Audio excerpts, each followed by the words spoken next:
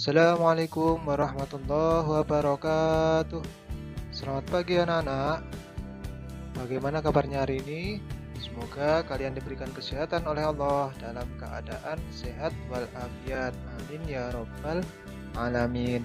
Masih berjumpa lagi dengan Pak Hamim di pembelajaran tematik kelas 3, tema 3 subtema 1, aneka benda di sekitarku, pembelajaran 3 dan 4. Di pembelajaran 3, kita akan belajar mengenai yang pertama, kertas di sekitar kita. Yang kedua, membuat kalimat. Yang ketiga, variasi pola irama dalam lagu.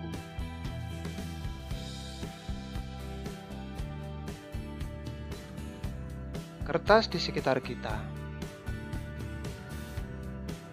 Anak-anak, banyak benda yang terbuat dari kertas, seperti buku tulis yang biasa digunakan. Contoh lain yaitu tisu, kardus, dan koran, juga terbuat dari kertas. Kayu adalah bahan dasar untuk membuat kertas. Pembuatan kertas dilakukan secara bertahap di pabrik. Kayu-kayu besar dipotong hingga sebesar korek api. Setelah itu, kayu dipanaskan hingga menjadi bahan lunak seperti bubur. Bubur inilah yang disebut bubur kertas atau pulp.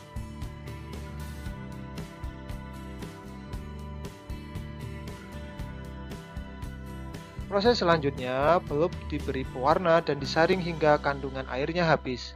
Pulp yang sudah kering meninggalkan ampas berupa serat selulosa yang saling terkait. Kemudian, serat selulosa ini digiling hingga pipih menjadi seukuran kertas yang diinginkan. Cobalah kamu menulis di atas kaca. Apakah hasil tulisanmu di atas kaca seperti di kertas? Ya, kertas memiliki sifat dapat menyerap air. Kertas dapat menyerap tinta pulpen dengan baik. Dengan demikian, semua yang kamu tulis di kertas dapat dibaca dengan jelas.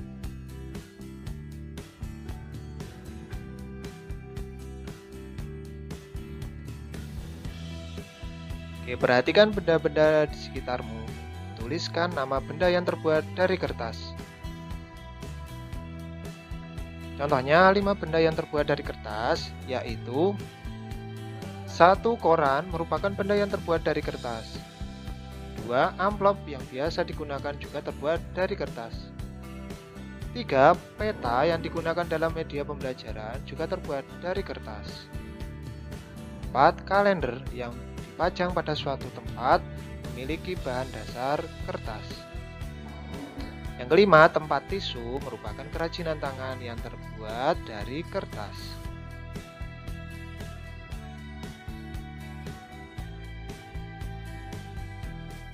Oke, sebuah fakta menunjukkan anak-anak kalau kita itu menghemat 1 ton kertas, berarti kita menghemat 13 batang pohon besar. Fakta yang luar biasa kan? Ya, apa yang bisa kita lakukan untuk menghemat kertas? Oke, yang pertama, tidak membuang-buang kertas. Yang kedua, menggunakan kertas secukupnya atau seperlunya.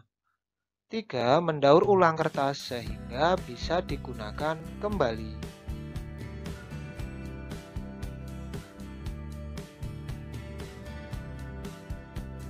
Oke, Udin dan teman-temannya berpendapat tentang menghemat kertas. Bacalah pendapat berikut.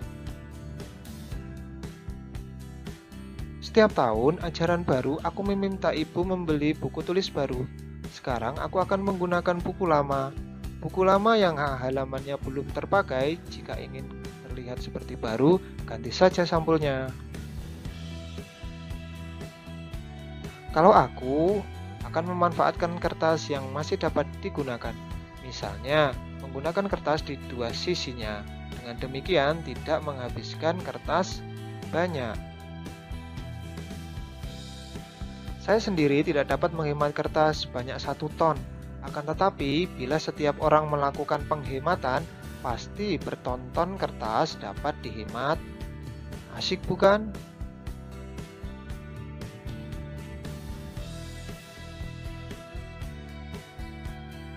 Oke, selanjutnya anak-anak diskusikan secara berkelompok apa yang dapat kamu lakukan untuk menghemat kertas. Tuliskan hasil diskusi kelompokmu, perhatikan penggunaan huruf besar dan tanda baca yang tepat. Contohnya, yang dapat kamu lakukan yaitu optimalkan penggunaan kertas dengan cara menggunakan kedua sisi kertas. Selanjutnya, mengoptimalkan penggunaan media digital sebagai pengganti kertas. Selanjutnya, menggunakan kertas daur ulang. Yang terakhir, mengurangi penggunaan tisu.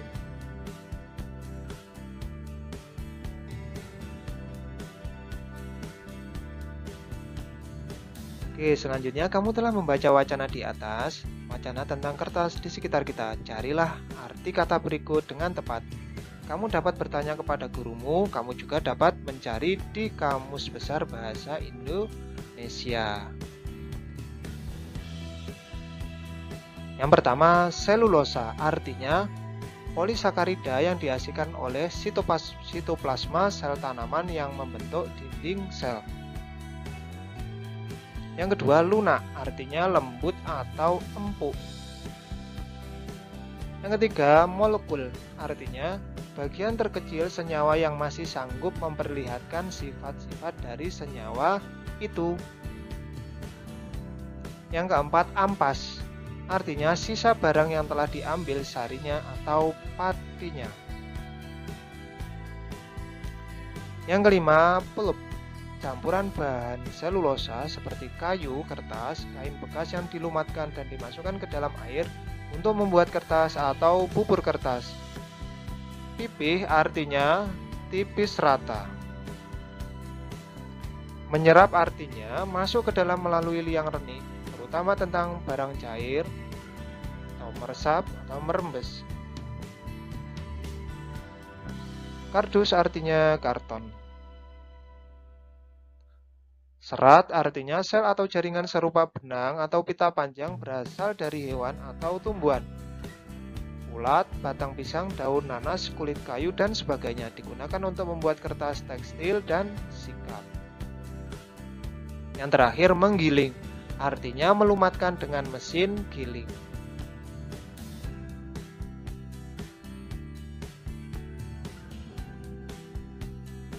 Oke, buatlah kalimat dengan menggunakan kosakata di atas. Yang pertama, selulosa. Kita membuat kalimat seperti ini. Selulosa ditemukan dalam jumlah besar di hampir semua tanaman. Yang kedua, lunak. Singkong akan menjadi lunak setelah direbus. Yang ketiga, molekul. Molekul merupakan bagian terkecil dari senyawa. Yang keempat, ampas. Ibu membuang ampas kopi ke tempat sampah. Yang kelima, pelup. Pelup merupakan bahan dasar pembuat kertas. Selanjutnya, pipih. Piring makan merupakan benda berbentuk pipih. Yang ketujuh, menyerap. Saat cuaca panas, sebaiknya menggunakan baju yang menyerap keringat. 8. Kardus. Televisi baru biasanya dikemas dalam kardus. Serat. Serat kapas merupakan bahan pembuat sandang. Menggiling. Para petani menggiling biji kopi yang sudah digoreng.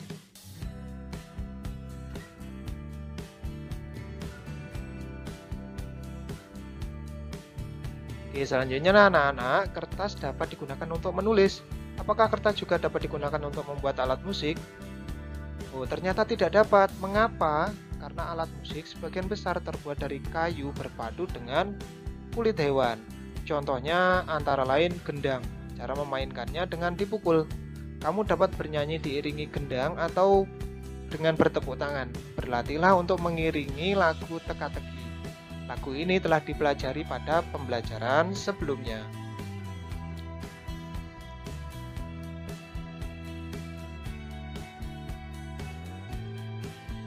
Selanjutnya anak-anak, bahan dasar kertas adalah kayu. Kayu berasal dari pohon. Perhatikan pohon-pohon yang dapat digunakan sebagai bahan dasar kertas. Perhatikan gambar di bawah ini. Ada pohon pinus, pohon akasia, ada pohon jati. Pohon manakah yang paling tinggi? Ya, bagaimana cara mengukur tinggi suatu pohon? Tinggi badanmu pasti berbeda dengan temanmu. Apakah semua panjang atau tinggi benda dapat diukur dengan alat ukur yang sama? Alat ukur panjang benda bermacam-macam. Kamu sudah mengenal beragam alat ukur pada pembelajaran sebelumnya. Contohnya meteran roll, ada meteran saku, ada meteran pita.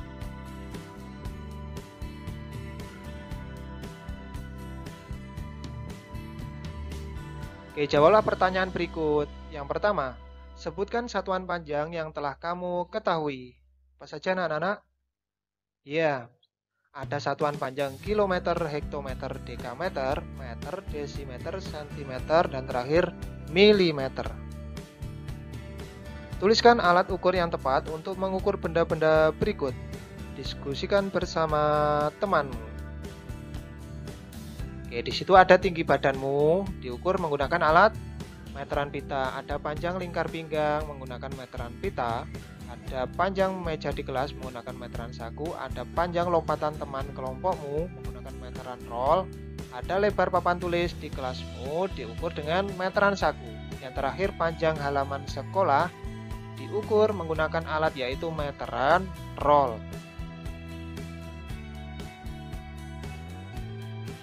Selanjutnya kita masuk ke pembelajaran keempat.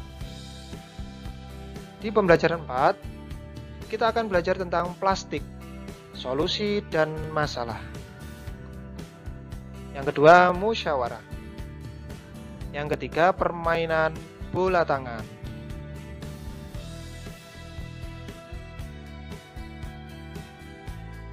Selanjutnya anak-anak, tentang plastik dan solusi dan masalah. Oke, perhatikan benda-benda yang ada di rumahmu. Sebutkan benda-benda yang terbuat dari plastik. Ternyata sangat banyak alat rumah tangga yang terbuat dari plastik, mulai dari ember, gayung, sampai sendok sayur. Kantong kemasan dan botol air minum juga terbuat dari plastik. Sekarang ini banyak sekali benda berbahan dasar plastik. Mengapa? Ya, karena plastik murah dan tahan lama. Bahan dasar plastik tidak dapat menyerap air atau tidak tembus air. Plastik pun mudah dibentuk dan ringan. Oleh karena itu, plastik dapat dibuat menjadi berbagai benda. Plastik memberikan banyak manfaat, akan tetapi plastik juga dapat menimbulkan masalah. Plastik membutuhkan waktu yang lama untuk terurai secara alami, sekitar puluhan bahkan ratusan tahun. Oke, perhatikan tabel berikut, coba bandingkan waktu yang dibutuhkan plastik untuk terurai secara alami. Ada kertas, waktu yang dibutuhkan 2-5 bulan, kardus 5 bulan, kulit jeruk 6 bulan, puntung rokok 10 tahun, kulit sepatu 25-40 tahun, plastik 50-80 tahun, plastik 50-100 tahun, kaleng soft drink atau yang berbahan aluminium 80-100 tahun, aluminium 80-100 tahun. Baterai akan terurai 100 tahun. Kantong plastik tas kresek akan terurai 10-20 tahun. Styrofoam tidak dapat diuraikan. Oke, jadi kamu dapat membayangkan anak-anak, apabila membuang kantong plastik sekarang, kantong plastik akan terurai 10-20 tahun yang akan datang. Untuk mengurangi sampah plastik, kita dapat melakukan yaitu dengan 3 cara. Cara tersebut yaitu yang pertama dengan reduce atau mengurangi penggunaan plastik. Yang kedua, reuse, menggunakan kembali. Yang terakhir, recycle, mendaur ulang.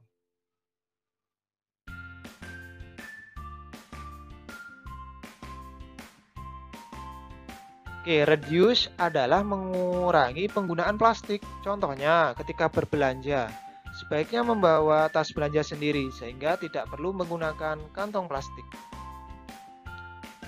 Selanjutnya, reuse adalah memanfaatkan kembali sampah plastik. Misalnya, sampah kemasan botol minuman digunakan untuk membuat pot bunga. Yang ketiga, recycle adalah artinya daur ulang sampah plastik. Biasanya dilakukan di pabrik, sampah plastik diolah menjadi barang baru yang dapat dimanfaatkan lagi. Kamu dapat membantu proses daur ulang dengan mengumpulkan dan mengelompokkan sampah plastik. Sampah plastik tidak dicampur dengan sampah lainnya. Berikan sampah plastik kepada pemulung atau petugas kebersihan. Merekalah yang akan membawanya ke pabrik daur ulang sampah. Gunakan plastik dengan bijak agar bumi kita selamat.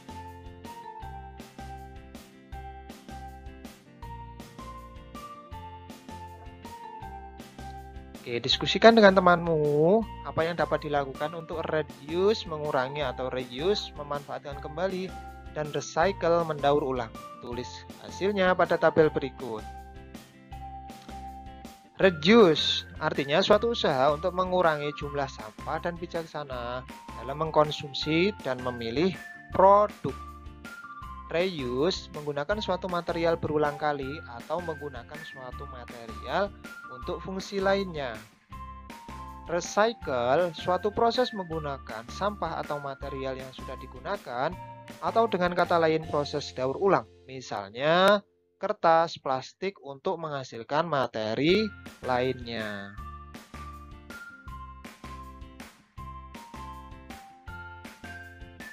Contoh reduce, satu menggunakan botol yang bisa diisi ulang daripada membeli botol kemasan plastik. Yang kedua, anak-anak mencetak pada kertas bolak-balik tidak hanya satu sisi. 3. Ketika berbelanja membawa tas sendiri yang bisa digunakan berulang kali. 4. Membawa makan siang dalam wadah yang reusable bukan menggunakan kemasan plastik. 5. Kurangi penggunaan disposable goods seperti piring plastik atau kertas, gelas plastik atau kertas.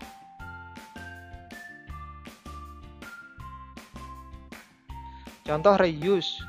1. Pakaian, baju, dan alat-alat yang tidak dipakai didonasikan atau dijual ke second hand shop atau ke pasar ya.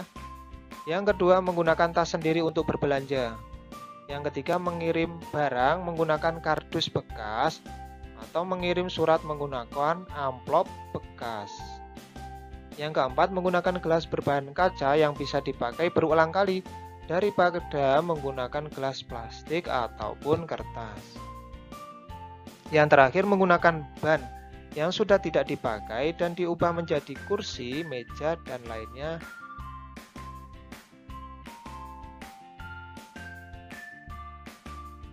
Contoh recycle yang pertama, mengumpulkan dan memilah sampah.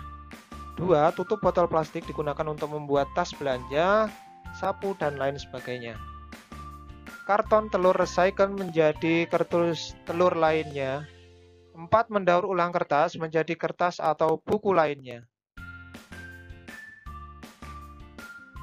Amatilah lingkungan di sekolahmu. Banyakkah sampah plastik dari kantong kemasan makanan dan minuman? Catatlah hasil pengamatanmu, berikan tanda centang jika kamu menemukannya. Contohnya lokasi di ruang kelas, ada di perpustakaan, di halaman depan, di ruang komputer, halaman belakang, lapangan ya. Bagaimana ya? Adakah sampah plastik atau kantong kemasan makanan dan minuman? Nanti diberikan tanda centang jika kamu menemukannya.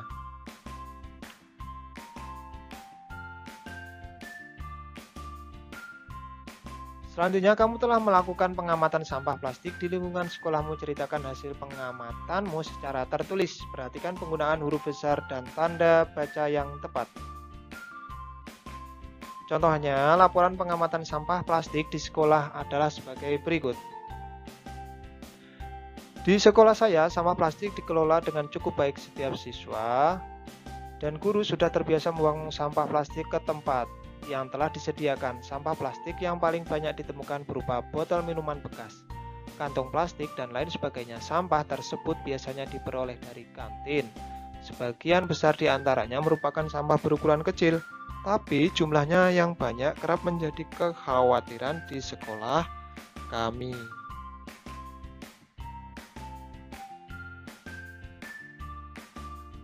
Selanjutnya, bermusyawarahlah bersama seluruh teman di kelasmu.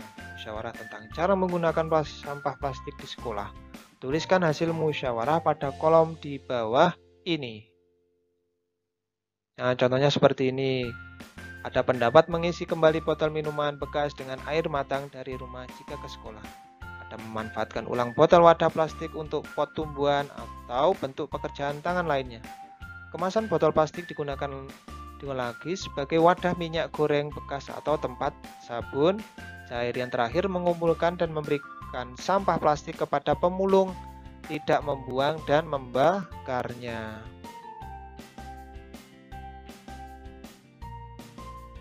Jawablah pertanyaan di bawah ini. Yang pertama, anak-anak, apakah pendapatmu disampaikan di depan kelas? Ya, jika kita memiliki pendapat yang baik, pasti kita akan berikan dan sampaikan di depan kelas. Yang nomor 2, apakah kamu mempunyai kesempatan untuk menyampaikan pendapat di depan kelas? Jawabannya, ya tentu saja. Setiap orang memiliki pendapat yang berbeda-beda, dan mereka memiliki hak untuk menyampaikan pendapat. Yang ketiga, apakah hasil musyawarah sesuai pendapatmu? Ya, tentu saja tidak. Dalam bermusyawarah, ada banyak orang dan banyak pendapat yang berbeda. Pasti pendapat kita akan dihargai dengan orang lain. Yang keempat, apakah kamu akan menjalankan hasil musyawarah di kelas? Ya, jika musyawarah kita itu baik, pasti kita akan lakukan dan ada tujuannya. Yang kelima, pentingkah bagi kamu memberikan pendapat saat musyawarah dilakukan? Tuliskan alasanmu. Ya, penting. Dengan adanya pendapat dalam bermusyawarah, kita dapat menyelesaikan sesuatu bersama-sama dan bisa menggabungkan pendapat satu sama lain.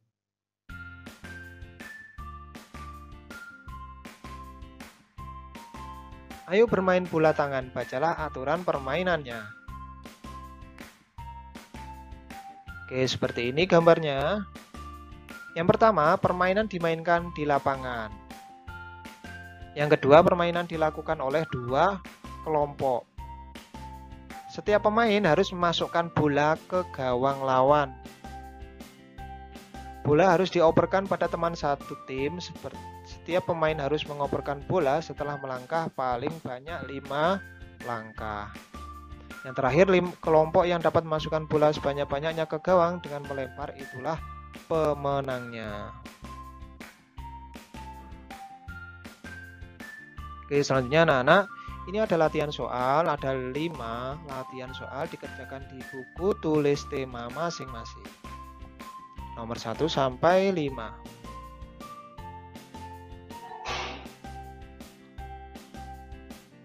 Jangan lupa setelah menyimak video pembelajaran ini sampai habis, anak-anak mengisi nama lengkap dan kelas pada kolom komentar ya. Sekian dan terima kasih. Semoga bermanfaat. Demikian dari Pak Hamim. Assalamualaikum warahmatullahi wabarakatuh.